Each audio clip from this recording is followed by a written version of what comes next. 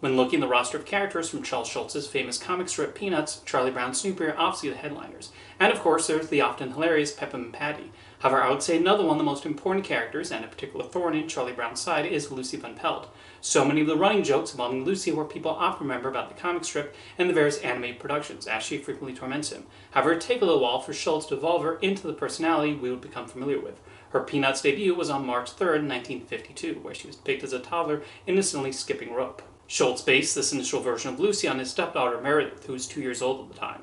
This Lucy is depicted often wanting to have fun with the other children and gets sad when she's dismissed for her size. She was also depicted having a lot of affection for Charlie Brown, which, as we know, would decrease significantly during her evolution. A few months after Lucy's first appearance, Schulz decided to give her a baby brother, Linus. A few years later, both Linus and Lucy were aged up, with Lucy becoming close in age to the other children, and this is when we really start to see her familiar crappy personality come together. Schulz explained that he purposely gave Lucy bad traits and things to say that he would never say himself, allowing him to utilize a meaner sense of humor that would probably be out of character for the other children. And it worked, as Lucy became a funny character that stood out from the rest of the Peanuts gang and highlights one of the strip's themes that Charlie Brown is just trying to get through the day, but external forces keep throwing problems at him. In the case of Lucy, we have someone who keeps saying cruel things and giving off this appearance of just offering advice, but not really. One of the ways she does this is through her psychiatrist booth, where she charges a nickel to provide some advice. However, the advice she often gave was useless and did not provide much help for Charlie or anyone else in the neighborhood. Although despite that, Charlie kept coming back to seek her help with something. Then there is the infamous football kick. It became an annual tradition for Schulz to draw a strip featuring Lucy holding the ball for Charlie to kick, only for him to run up and have her pulled away. You would think that after maybe the 5th try, Charlie would realize Lucy is never going to let him kick the ball, but ever the eternal optimist, he thinks that maybe he can do it. She often follows up with some philosophical comment or message she wishes to impart to him, but I think she just wants to mess with him and get some twisted joy out of it. You can also trace her possible motivation to a strip where Charlie calls Lucy hopeless and yells at her after she fails to kick a football. Kind of paints a different picture of this running gag. And then there was a strip in 1979 where Lucy does not pull it away, but Charlie instead kicks her hand, which probably added to her continued quest to make sure he never kicks the ball. Of course, it's not just Charlie that Lucy seems to have a problem with. She would frequently get annoyed with Linus with them having a bit of a tense relationship. She gets particularly bothered about him carrying around his blue blanket and wondering when he'll outgrow it.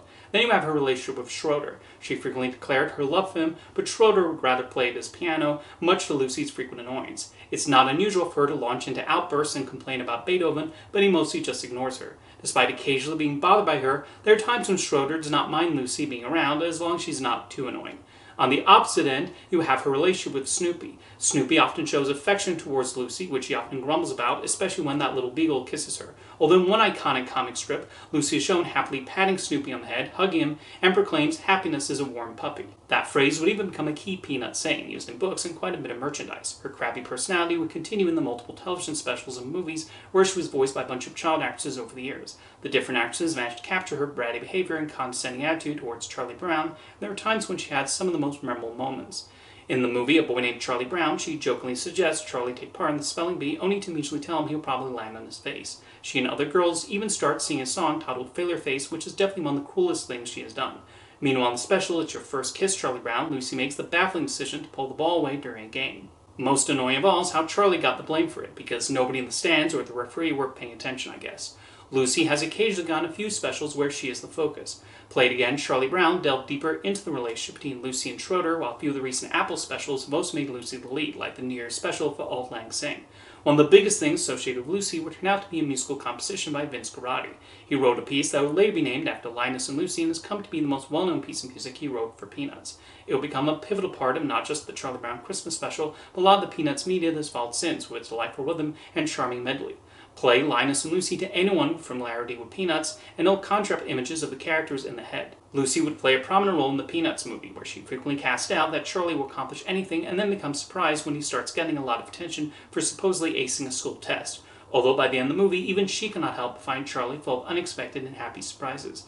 Lucy also reads Snoopy's story about the Red Baron and provides a few notes, which Snoopy naturally dismisses. Like the other child actors in the Peanuts movie, the casting department did a superb job of finding someone who could voice Lucy, with Hadley Bell Miller becoming one of the best voices in the character's history. Miller would even receive an Annie Award nomination for Best Voice Acting. Now you might wonder why Charlie Brown and the others even hang out with Lucy when she's frequently shown to be bossy mean towards anyone who gets on her nerves. But I've noticed this seems to be a common dynamic in media about children living in a neighborhood together. There always has to be that one child or two who criticizes and berates the others, which thus creates some kind of conflict in the story, and which the creators and writers derive some humor out of. Children can often be cruel and get at each other for some flaw they perceive, but what I think has made Peanuts so timeless is how Charles Schulz was able to tap into the different personalities of children. From the mean side to the philosophical ideas that might pass through their heads, the determination to accomplish whatever task they're setting their mind to. Yes, Lucy Van Pelt can be annoying and cruel towards Charlie Brown. She often does things that are frustrating to watch, like what she does with the football. But she nonetheless provides that contrast to Charlie's warm and kind personality, along with that of her brother Linus, and through her actions, Schulz showed how children should not act towards their compatriots. All this adds up to what makes her such a memorable presence in the comic strips, movies, and specials. See you next time.